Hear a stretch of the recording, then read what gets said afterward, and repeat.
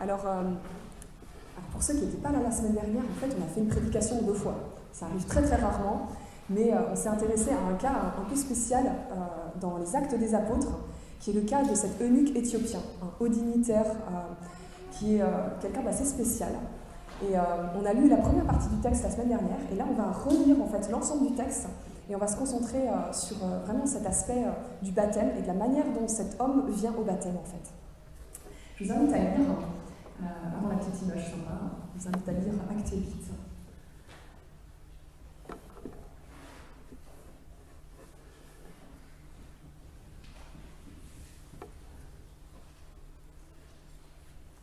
Donc Acte 8, du verset 26 au verset 39. Un ange du Seigneur s'adressa à Philippe et lui dit « Lève-toi, pars en direction du sud, prends la route qui descend de Jérusalem à Gaza, celle qui est déserte. » Il se leva immédiatement et se mit en route, et voici qu'il rencontra un haut dignitaire éthiopien, administrateur des biens de Candace, reine d'Éthiopie. Cet homme était venu à Jérusalem pour adorer Dieu. Il était sur le chemin du retour, et assis dans son char, il lisait à haute voix un passage du prophète Ésaïe. L'Esprit dit à Philippe, avance jusqu'à ce char et marche à côté de lui.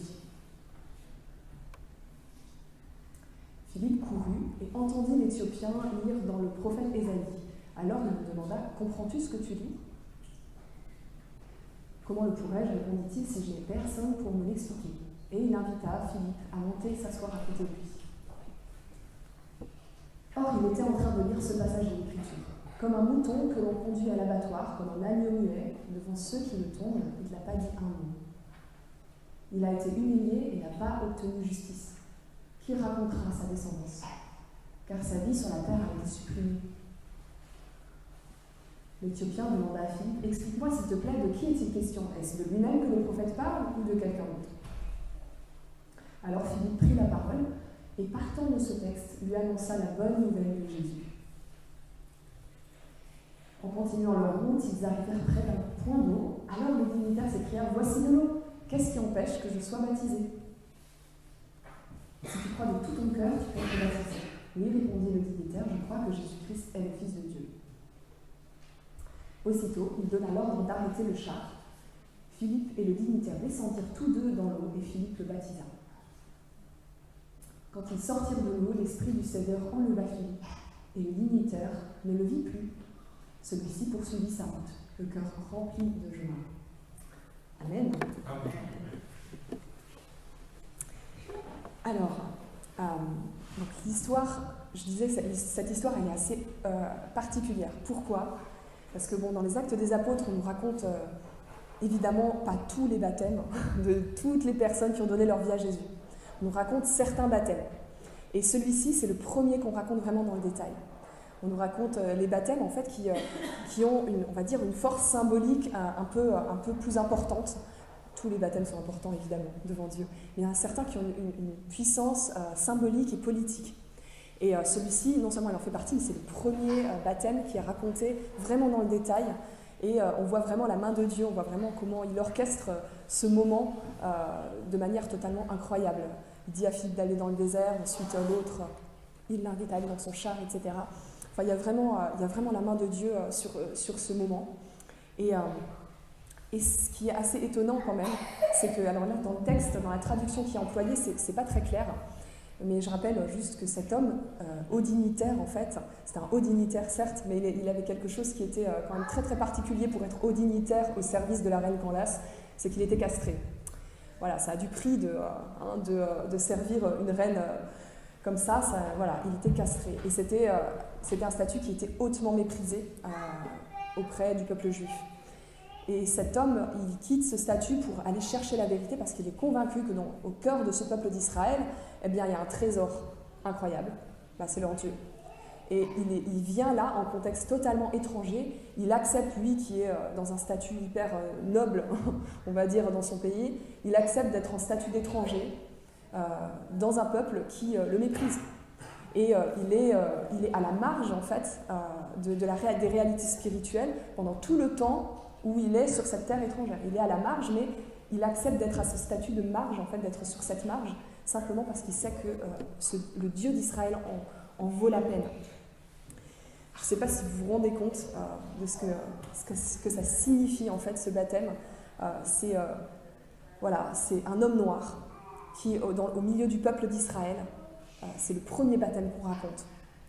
Un homme noir étranger, en situation étrangère dans le peuple d'Israël. C'est hyper, hyper fort. C'est pas le bon juif qui a bien traversé toutes les étapes qu'on peut attendre dans les réalités du peuple d'Israël. C'est quelqu'un qui est totalement à la marge. Et c'est le premier baptême qui est raconté dans les Actes des Apôtres. Avant même que les apôtres même soient convaincus que Dieu les envoie bien au-delà du peuple d'Israël. C'est hyper fort. Et en fait, il y a une phrase qui, dans ce que dit cet homme qui est hyper intéressante pour nous et hyper impactante. C'est qu'est-ce qui empêche que je sois baptisé? Qu'est-ce qui empêche que je sois baptisé en fait? Certainement pas sa dignité à lui, parce qu'il a déjà tout dépouillé en fait. C'est certainement pas sa dignité personnelle qui l'empêche d'être baptisé. Il a quitté son confort, il a quitté la dignité de son pays pour être là dans un endroit où il est totalement méprisé, où il n'en a pas de dignité. Et puis il va jusqu'à se faire baptiser dans un petit point d'eau. Je sais pas si vous avez déjà imaginé la scène, mais dans ce petit coin de désert, j'imagine que c'était pas le Jourdain, le point d'eau. Hein. Ça devait être un truc qui ressemble un peu à une flaque un peu sale. J'imagine que ça devait quand même pas être le truc hyper propre, hyper magnifique, l'oasis. Donc c'est vraiment un homme, il s'est totalement dépouillé. Parce qu'il sait qu'en fait sa dignité, il l'a trouvée dans ce Dieu incroyable, ce Dieu qui orchestre sa vie de manière jusque dans le détail en fait. Donc c'est un homme qui va jusqu'au bout, c'est un homme qui a cherché la vérité et qui du coup il ne va pas s'arrêter en chemin, il ne va pas faire les choses à moitié. Et ça je trouve ça assez incroyable comme exemple pour notre vie. Et cette question, qu'est-ce qui empêche que je sois baptisé? Moi, de mon côté, il n'y a rien qui empêche. Voilà un peu ce qu'il nous dit cet homme-là. Et il nous interroge vachement sur notre position. Alors, il y en a beaucoup parmi vous qui ont été baptisés, d'autres pas encore. Mais je trouve que cette situation, elle se rapporte à toutes les transitions qu'on peut vivre. Peut-être qu'est-ce qui m'empêche en fait de faire le pas d'après? Pour lui, c'est le point d'eau. Voilà, il y a le point d'eau, il y a le baptême, il y a de l'eau là. Qu'est-ce qui empêche que je sois baptisé? Mais pour nous, ça peut être autre chose. Il y a une église là. Qu'est-ce qui empêche que je m'engage? Il y a une personne en détresse là. Qu'est-ce qui empêche que je prie pour elle? Qu'est-ce qui empêche que je la guérisse au nom de Jésus? Il y a une Bible là. Qu'est-ce qui empêche que je la lise? Je sais pas si ça vous parle, hein, mais il y a des tas de questions qu'on peut se poser comme ça de la même manière que cette eunuque éthiopien. Il y a la réalité là que Dieu me donne. Elle est disponible.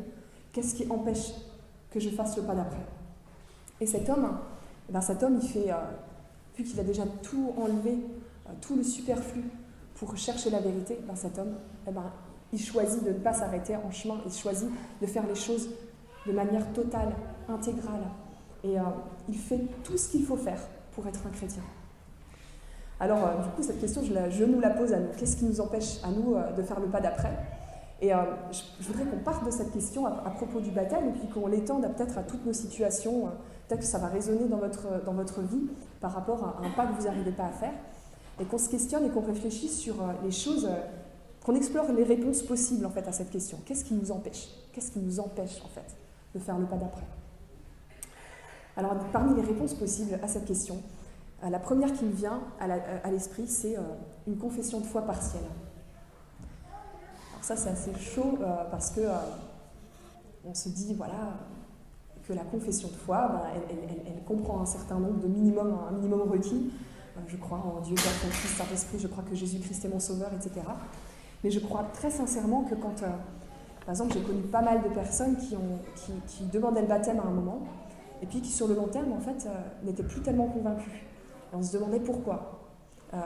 Et en fait, je me suis rendu compte en discutant que ces personnes-là se qualifiaient elles-mêmes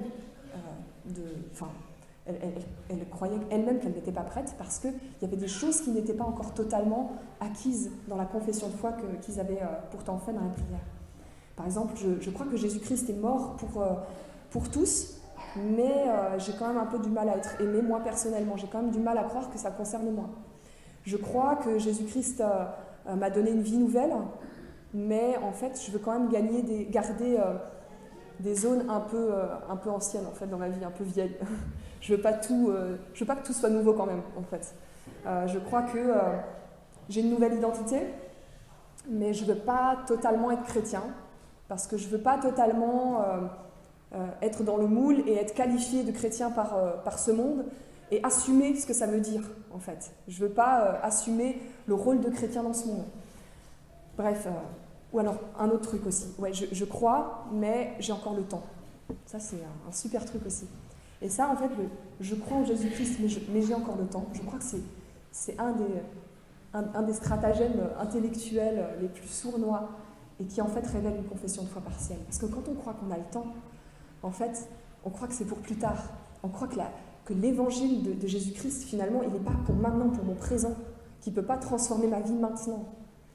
On a l'impression qu'il y a des zones qui sont encore trop compliquées pour lui, et d'une certaine manière, eh ben, on réduit sa puissance, en fait. Donc, il y a vraiment cette question de la confession de foi partielle.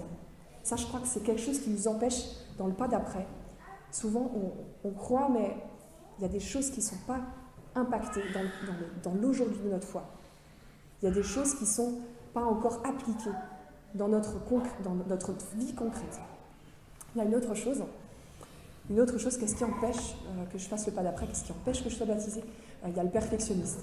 Je ne sais pas si vous avez connu des gens qui sont hyper pieux.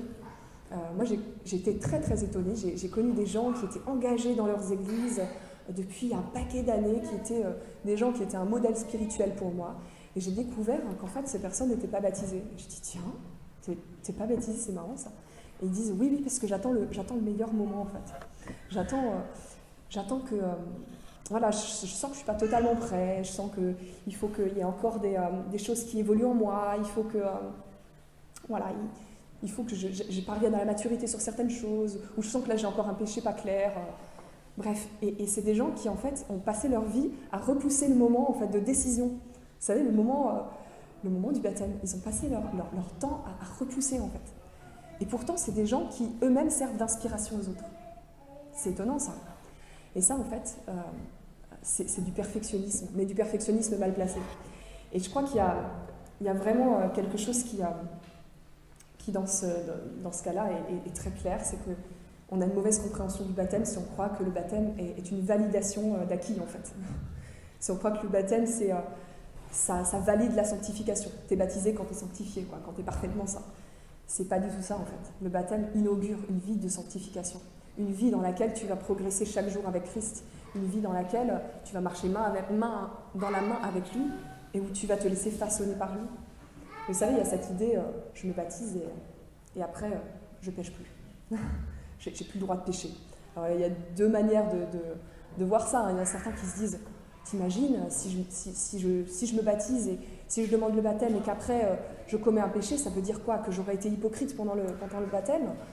Il y a des gens qui se posent ce genre de questions. Il y en a d'autres qui se disent, ouais, bon, après le baptême, je pourrais plus pécher. Bon. Zut. Zut alors. Bon, dans ce cas-là, je crois qu'il vaut mieux effectivement y réfléchir à deux fois.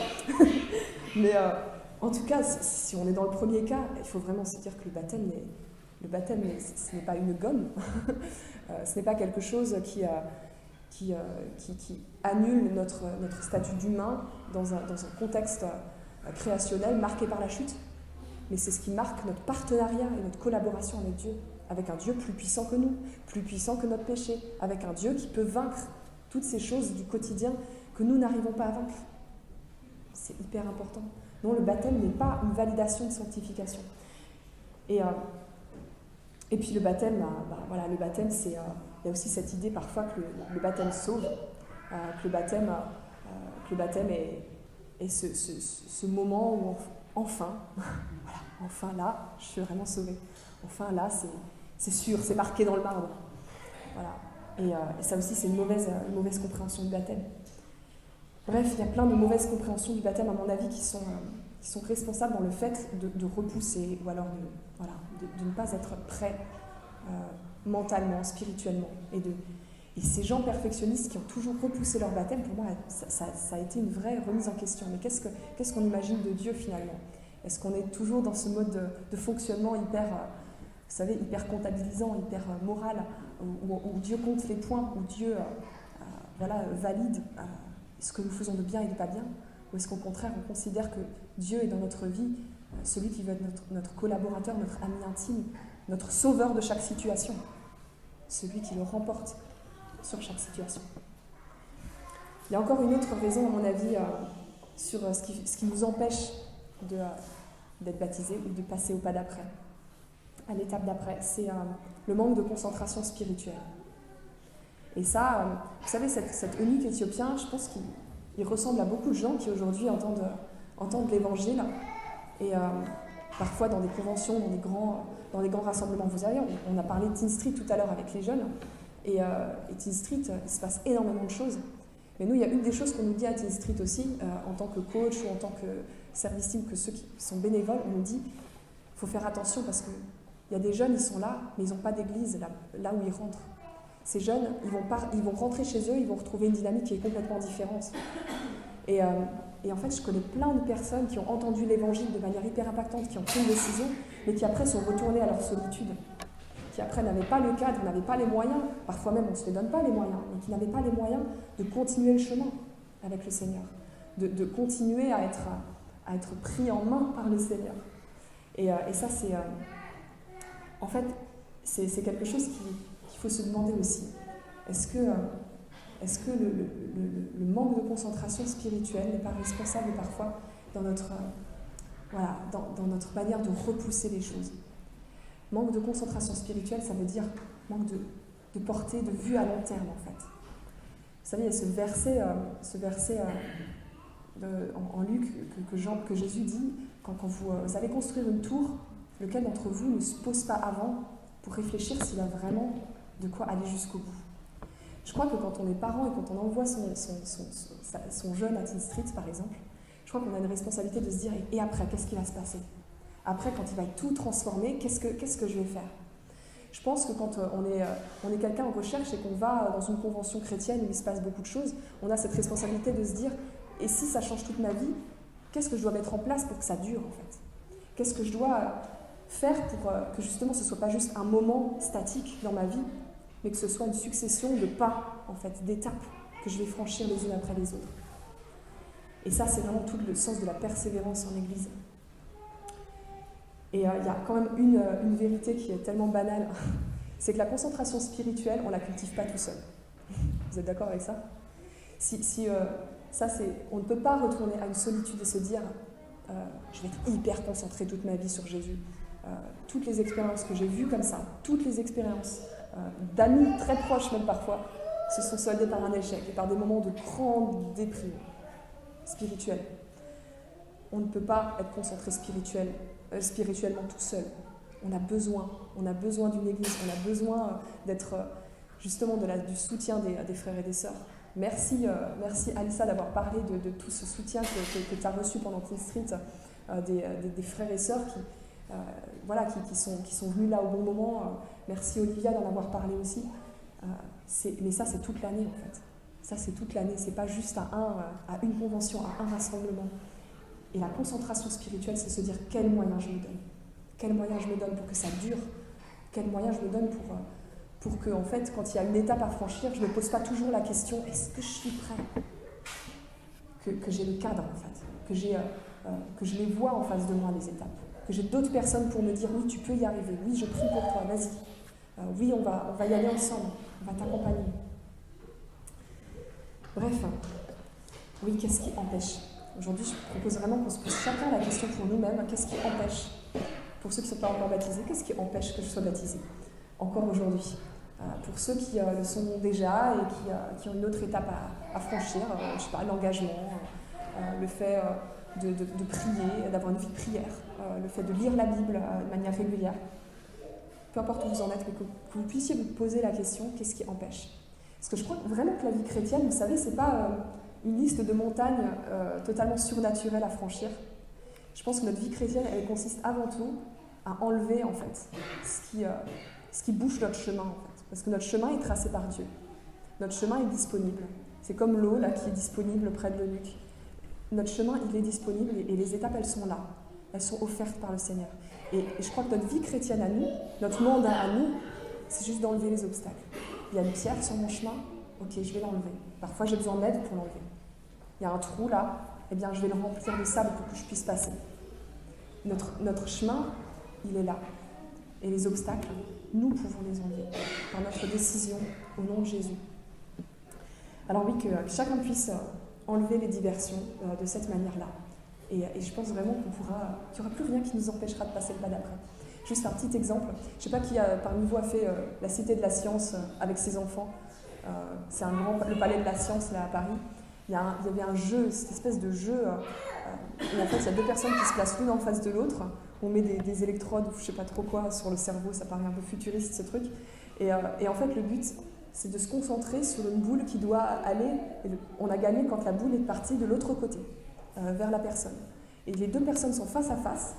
Et en fait, on voit entre guillemets, la capacité de concentration des personnes, laquelle va gagner, laquelle va avoir plus de concentration que l'autre. Et en fait, un des déclics qu'on nous donne pour arriver à gagner, en fait, c'est de dire, en fait, il faut que vous débarrassiez votre esprit de tous les doutes, de toutes les questions parasites, mais qu'en fait, votre concentration, elle soit comme une sorte d'abandon. C'est étonnant, ça, quand même. Je me suis dit, c'est marrant. Quand j'ai fait l'expérience, je me suis dit, mais c'est comme la vie spirituelle. En fait, notre vie chrétienne consiste à enlever toutes les diversions dans notre but, dans notre route avec le Seigneur. C'est une des choses les plus importantes que nous ayons à faire. Et c'est de cette manière-là que nous sommes en capacité d'aider d'autres aussi à enlever leurs obstacles dans leur vie. Voilà, je vous laisse avec cette petite expérience et je vous invite juste à terminer dans la prière pour qu'on puisse enlever les obstacles et faire le pas d'après. Oui, Seigneur Jésus, te remercions de t'être manifesté dans notre vie. Te remercions parce que tu es ce Dieu qui s'est dépouillé de sa toute puissance, de sa hauteur, en tout cas, pour venir dans un contexte humain, dans un corps humain. Tu es celui qui t'est vidé de ta condition pour venir au plus proche de nous et nous montrer qu'une vie humaine, pleine et entière, par l'Esprit de Dieu était possible. Et Jésus, nous voulons aujourd'hui nous placer vraiment sous ton regard et à ta suite. Et nous voulons proclamer que tout ce que tu as mis à notre disposition en venant dans ce monde, en mourant sur la croix et en ressuscitant, toutes ces choses elles sont bel et bien à nous, en fait. Nous voulons demander à ton Esprit Saint de nous révéler ce que nous pouvons faire, les prochaines choses que nous pouvons faire, non pas dans l'activisme, mais simplement dans le fait d'enlever l'obstacle, d'enlever ce qui nous empêche d'avancer avec toi, d'avancer dans les plans que tu as définis pour nous. Nous te demandons ta sagesse, ta lumière. Nous te demandons de pouvoir continuer avec toi sur la route du salut, qui est une route où nous découvrons la grâce de jour en jour. Et merci Jésus, merci pour ton sacrifice unique et parfait, qui nous ouvre ce statut d'enfant de Dieu, aimé, choyé, accompagné par toi. Amen.